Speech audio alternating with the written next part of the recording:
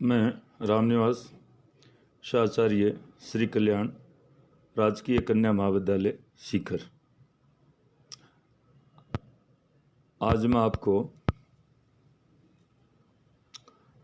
अंबेडकर साहब के आर्थिक विचारों के बारे में बताऊंगा। आपका ध्यान इस ओर केंद्रित करूंगा। तो इन आर्थिक विचारों के अंतर्गत हम देखते हैं कि डॉक्टर अंबेडकर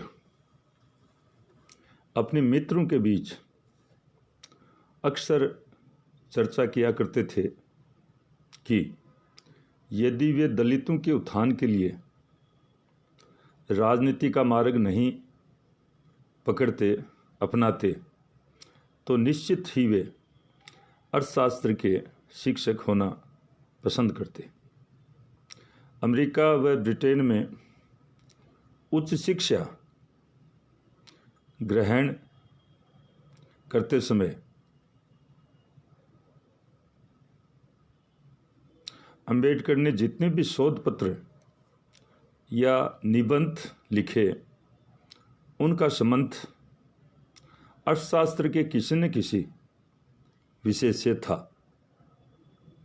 उसमें भारत की किसी न किसी आर्थिक समस्या का विवेचन किया गया था। डॉक्टर अंबेडकर के आर्थिक विचारों पर फ्रांस की राज्य क्रांति, यूरोप में प्रचलित समाजवाद के सिद्धांत, रूस में किए जा रहे साम्यवाद के प्रयोग और भारतीय अस्पृश्यों की आर्थिक दुर्दशा एवं शोषण आदि तत्वों का प्रभाव स्पष्टतः दिखाई देता है। और यहाँ पर हम अब उनके जो मुख्य आर्थिक विचार थे उनको एक एक करके मैं यहाँ आपके समक्ष रख रहा हूँ। तो इसमें पहला है राज्य समाजवाद का समर्थन। अंबेडकर साहब हैं वो राज्य समाजवाद का समर्थन करते हैं। इसमें उनका कहना था कि जब तक उत्पादन के साधनों का स्वामित्व कुछ ही लोगों के हाथों में रहेगा तब तक समता और न्याय पर आधारित अर्थव्यवस्था स्थापित नहीं हो सकती। दूसरी ओर जब तक सामाजिक असमानताएं रहेंगी तब तक आर्थिक समानता का कोई अर्थ नहीं है। इसलिए अंबेडकर साहब ने उत्पादन के साधनों पर राज्य के स्वामित्व का पक्ष लिया। अंबेडकर साहब राज्य समाजवाद के खतरों, एकाधिकारवाद और अधिनायकवाद से भी परिचित थे। इसलिए वे राज्य समाजवाद को संसदीय प्रजातंत्र के अधीन अर्थात उसे संसद के नियंत्रण में रखना चाहते थे। दूसरा है उनका मुख्य आर्थिक विचार औद्योगिकरण के बारे में। अंबेडकर साहब कांग्रेस से अधिक प्रगतिशील और रेडिकल थे। उन्होंने कृषि के औद्योगिकरण और ग्रामीण विकास से अलग रह गई जनता को खपा लेने के लिए उस समय औद्योगिक नगरों की प्रस्तावनाएं प्रस्तुत की थी। जब गांधीवादी सिद्धांत भारत में औद्योगिकरण की कोई ज़रूरत नहीं समझता था, उस समय उन्होंने ये औद्योगिकरण के बारे में उन्होंने अपनी ये विचार स्पष्ट रूप से व्यक्त कर दिए थे और उनकी सोच समझ अव्वल दर्जे की सोच थी उनकी, बहुत प्रगतिशील विचार थे उनके। डॉक्टर अंबेडकर का कहना था कि भारत का औद्योगिकरण भारत की कृषिगत समस्याओं का सबसे ठोस समाधान है।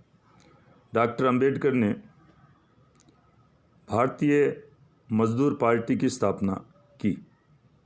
उन्होंने कर्नाटक के मुजारों या फिर कहना चाहिए मजदूरों की बेदखली के खिलाफ और अनुचित इनामदारी प्रथा की समाप्ति के लिए संघर्ष किया।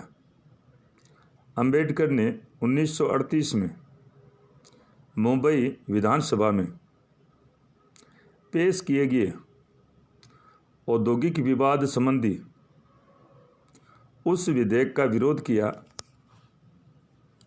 जिसका उद्देश्य श्रमिकों के हड़ताल पर जाने के अधिकार को गैर कानूनी करार देना था। तो इस प्रकार से उन्होंने ये औद्योगिकरण को लेकर विचार रखे। और अगला है उनका मुख्य आर्थिक विचार, कृषि का राष्ट्रीयकरण और सामुदायिक खेती का समर्थन। उनका कहना था कि चकबंदी या अन्य सुधार भूमिहीन किसानों और दलित वर्ग की गरीबी तथा अर्ध बेरोजगारी की समस्या हल नहीं कर सकते। उनके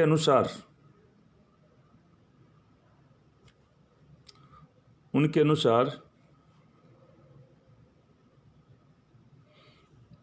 आदि बुद्धि से सोचे गए और आद्य मन से लागू किए गए भूमि सुधार केवल भूस्वामियों को लाभ पहुंचाते हैं। डॉक्टर अंबेडकर का कहना था, खेत उसी का जो खेती करे। उन्होंने कांग्रेस को यह सुझाव दिया था कि वह सभी राजसी जागीरदारों से तमाम प्रतिभूमि ले लें और उन्हें अछूत भूमिहीन किसानों के बीच बांट दें। 1937 में उन्होंने मुंबई प्रांतीय विधानसभा में कृषि की प्रचलित जमींदारी प्रथा का अंत करने और भूमिहीन किसानों को दासत्व से मुक्त करने हेतु विधेयक रखा था। ये उनके कृषि का राष्ट्रीयकरण और सामुदायिक खेती के बारे में उनके मुख्य विचार थे। और अगला जो उनका खास विचार है वो इस प्रकार से है, श्रमिकों के हितों की रक्षा हेतु किए गए प्रयास। उन्होंने श्रमिकों का बहुत ध्यान रखा और उनके हितों की रक्षा के लिए उन्होंने बहुत कुछ किया, जिसके लिए हम उन सब के ऋणी हैं।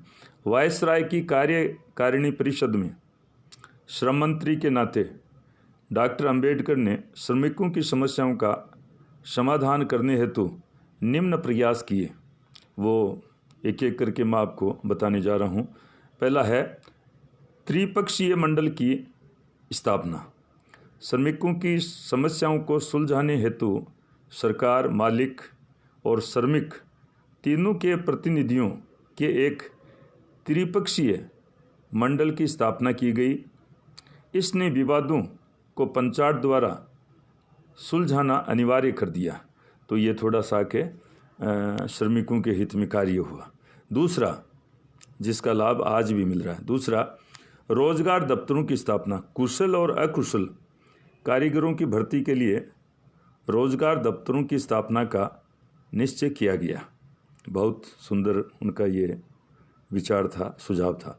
लेबर ऑफिसरों की नियुक्तियां। श्रमिकों की शिकायतों को दूर करने के लिए उद्योगों में लेबर अफसरों की नियुक्तियां आरंभ की गई। तकनीकी शिक्षा। अकुशल कारीगरों को तकनीकी शिक्षा देने की व्यवस्था और कारीगरों को उपयुक्त काम दिलवाने की जिम्मेदारी भारत सरकार ने अपने ऊपर ले ली। नेक्स्ट, श्रमिकों के लिए न्यूनतम वेतन, महिला मजदूरों को प्रसव काल में अवकाश, आवासीय सुविधा, ग्रेच्युटी, भविष्य निधि, स्वास्थ्य सुविधा आदि की व्यवस्था करने की भी उन्होंने पुरजोर कोशिश की, अपने विचार रखे और इस प्रकार से आज हमने आपके सहयोग से ये उनके आर्थिक विचारों का आदान प्रदान किया। आपने ध्यानपूर्वक सुना, समझने की कोशिश की, इसके लिए आपको बहुत बहुत धन्यवाद।